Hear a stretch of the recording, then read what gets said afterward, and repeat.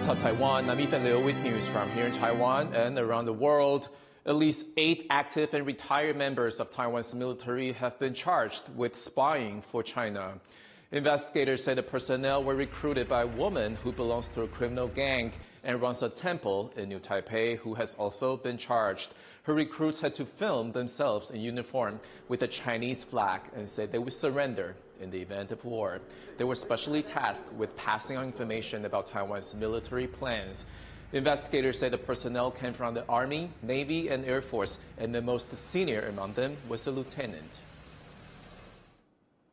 Taiwan's Defense Ministry says it may join a new initiative led by the United States to allow some Asian countries to manufacture weapons together. In the final episode of our Defending Taiwan series, Jaime Ocon takes an exclusive look at what that partnership could look like. When it comes to making weapons, the U.S. is a global leader. Everything from artillery shells to warships, its weapon systems are some of the best in the world. Part of the reason why has been Washington's continued spending on military technology. But some observers say that times are changing. If citizens in other countries look at how much America spends in defense, it's an extraordinarily high number. But if you look at it from the U.S. perspective and the challenge that the U.S. military has in all the obligations it has around the world, the U.S. is constrained. Wars in Ukraine and in the Middle East, as well as soaring global demand for U.S. weapons, is making it difficult for the U.S. defense industry to keep up. With new threats in the Indo-Pacific emerging, the U.S. is looking for help. This Navy yard in Philadelphia used to build dozens of warships back in World War II, and it was a symbol of how strong the U.S. defense base was. But faced with threats from China, it's now looking at countries like Taiwan to help co-produce some of the world's most crucial weapons. At the U.S.-Taiwan Defense Industry Conference, Taiwan's Defense Ministry told TaiwanPlus that the U.S. has invited Taiwan to be part of a brand new initiative that could bring the two sides closer to producing critical weapon systems. 夏威夷它会有一个这个印太区域的一个产业韧性的一个伙伴关系，那当然有这个10几个国家来共同参与了，是不是？那这个公开参与，这是一个公开的一些资讯嘛？那在这个整个一个产业韧性的当中呢，我们也希望呢，在美国的邀请之下，我们能成为它的所谓的顾问国嘛，来对加入这个整个印太区域有关这个国防产业的一个相关的合作。The Vice Minister was talking about a new production plan called PIPER, which stands for Partnership on Indo-Pacific Industrial Resilience. Preliminary plans show it aims to link up defense supply chains across 13 Asian countries. The goal is to pull together resources to minimize costs in producing things like missiles, fighter jets, and drones with other countries. For Taiwan, this could be game-changing, as it is often excluded from the international community due to threats and pressure from China. To understand what Taiwan will be able to do under PIPER, we met with Kelly Greco, a senior fellow with the Stimson Center who focuses on U.S. grand strategy. Defense officials at this U.S.-Taiwan Defense Industry Conference talked about the PIPER initiative. What role can Taiwan play in that initiative? There's a real opportunity for Taiwan to seize an advantage with the drone revolution and producing its own drones for its own defense, but being able to do so in large numbers and that it can scale up rapidly, because it would eliminate the need logistically to have to import all these things. Kelly says that Taiwan's robust drone industry could be key to providing the best possible defense strategy as Taiwan faces the threat of invasion from China. The U.S. and Taiwan don't have official ties, but Washington provides Taiwan with almost all of its military equipment. And many believe smaller, more portable systems like drones are the way to go. While PIPER is still new and no concrete agreements have been made, Taiwan's leading semiconductor industry could work with U.S. and Taiwanese defense contractors in a joint effort, as these specialized chips are needed to make advanced systems.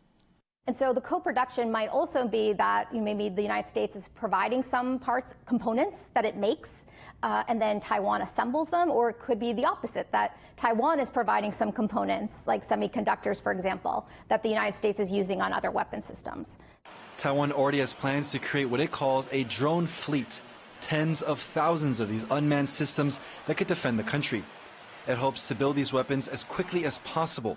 And with help from the U.S. and other allies, the Piper Initiative aims to show that there is indeed strength in numbers. Andy Shue and Jaime Ocon in Washington, D.C. for TaiwanPlus.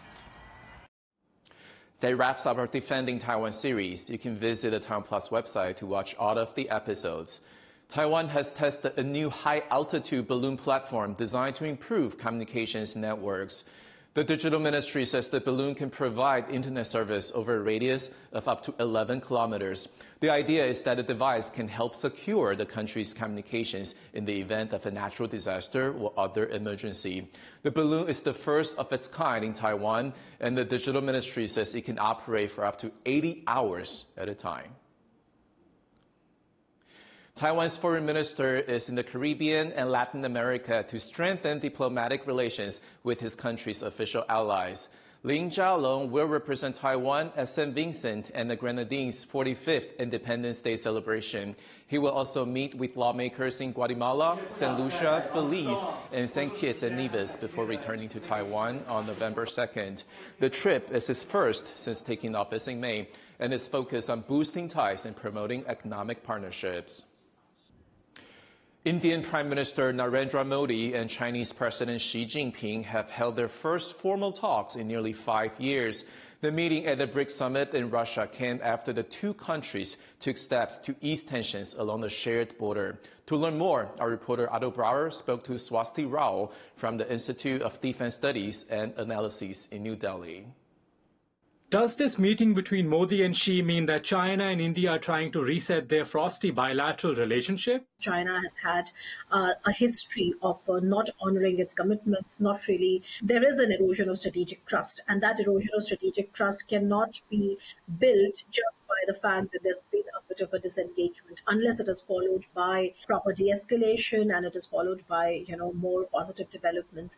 And the second reason is perhaps that from India's perspective, there is also this understanding that at a time when this entire global situation seems to be upended and there's just so many problems across the board, from strategic to economics to all the other crises, I think it makes sense for India somewhere to try and sort of loosen up the restrictions on Chinese investments because, Indian trade remains very dependent on China. What effect could the meeting have on the 4-year-long military standoff between China and India on their shared border? It is not just about, asking your troops to come back. It is also about laying down a framework for then de-escalating the number of troops from there. And also, I think the other point that we are not really paying too much attention to is that what is the relevance of all the aggressive infrastructure modernization that China has anyway done out there in the last 4 years? 4 years ago versus now, there has been a very aggressive trend there.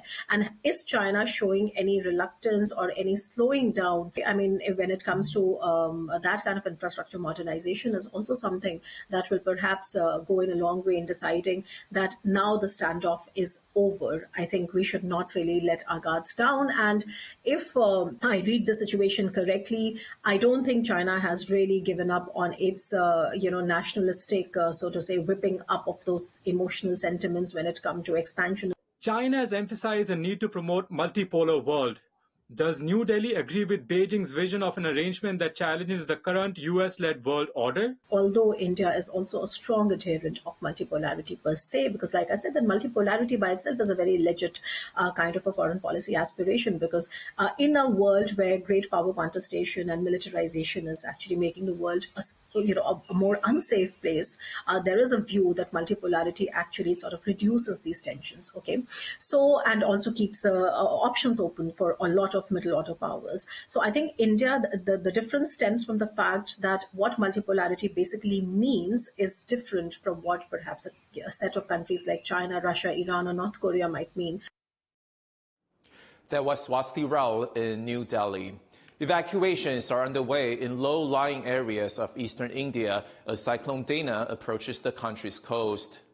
We are in the process of actually evacuating the people in the vulnerable areas. The video is also here with me, and with the help of police also we are doing it. A lot of people are coming on their own, but some, people also have to be evacuated with the police because they don't want to leave their houses. But we feel that they could be vulnerable. That's it. With the storm set to cross the country late on Thursday, heavy rains are battering the eastern states of Odisha and West Bengal. State authorities have suspended flights to and from their capital cities and shut down schools in preparation. Officials have also advised fishers in affected areas to avoid going out to sea. An indigenous activist on Taiwan's east coast is fighting the demolition of her home. She claims the local government has targeted her for her protests over nearby tourism projects on indigenous lands. Rick Lauer reports. Indigenous activist Lin Shuling is living on borrowed time and, according to authorities, on borrowed land. They say she built parts of her home on Taiwan's east coast illegally on public property and have already tried to demolish it once this week. But Lin, who's indigenous Amis, has no plans to move from where her family have lived for generations. 我很紧张，因为其实我这几天都睡不好，然后也有做噩梦。 It's been a years-long legal nightmare for Lin. A court recently ruled that these buildings do not fall under indigenous protection laws and must go. So far, she's kept the bulldozers at bay by gathering environmentalists and activists who say this is a matter of indigenous people's fundamental rights. 到底是海水浴场先来，还是我的祖先先来？ Many of Taiwan's 600,000 indigenous people are from here, the coastlines and mountains of Taiwan's rural southeast. They've lived here for millennia, predating the now majority Han Chinese. And although Taiwan law protects indigenous people's rights, many communities here say they face an uphill battle to preserve their languages, their ways of life, and even their land. Lin's home lies in the shadow of one of Taiwan's biggest land rights cases, an illegally built 100-room hotel handed over to the government after Lin and other indigenous activists took developers to court. The county government now says her home is obstructing redevelopment plans. 我们台东县政府基于是说，这个会影响到整个部落要去使用海滩嘛。那原本是有一条公众的道路要进出，部落要使用到海滩，影响到部落族人进出。 This rugged coastline is home to unique shoreline habitats and centuries-old coral reefs. Natural resources crucial to traditional indigenous ways of life. But far from Taiwan's urban centres, economic opportunities are few. Tourism development often takes precedence. 那如果来这边观光来认识台东的话，我想应该是要一个跟自然、跟这边原住民文化可以共存，而且尊重在地的一个发展模式。它并不是一个很大型的，好像水泥建筑物。 Lin feels targeted for her activism, but says she is determined to fight this case. 将来的子孙面临到一样的问题，因为这个原住民保留地中划边的无解，然后一直让可能下一代他没有办法住在这里。 For centuries, the Amis people have lived at one with this coastline, foraging in the forests, growing crops along the shore and fishing in the sea.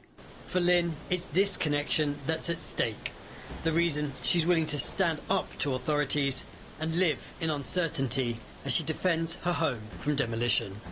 Klein Wang and Rick Lauert in Taidong County for TaiwanPlus. Thank you for watching What's Up Taiwan. You can visit the TaiwanPlus website and follow our social media for more stories from Taiwan and around the world. Finally, we take you to the UK's Whipsnade Zoo, where pumpkin snacks were served to the animals in celebration of Halloween. I'm Ethan Liu. Take care, and I'll see you next time.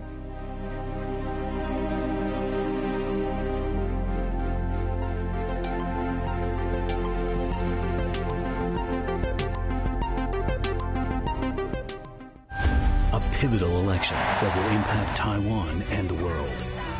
Will it be President Harris or President Trump? People, we are moving forward. Make America great again. I'm in the United States in the final stretch. TaiwanPlus has you covered with exclusive reports from California to Texas and Washington to Florida. We'll be there on election night as America decides. Only on TaiwanPlus.